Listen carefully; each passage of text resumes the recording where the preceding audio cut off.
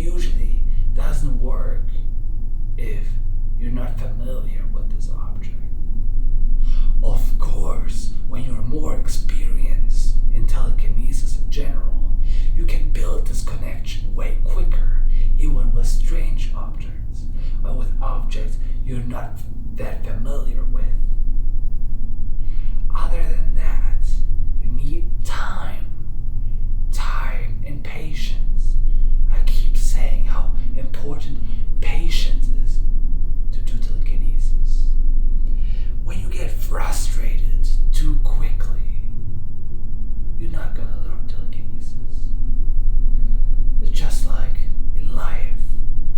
If you want to learn any new skill, if you get frustrated after the first hour or the first day, you will never learn it, and you will have no pleasure doing so.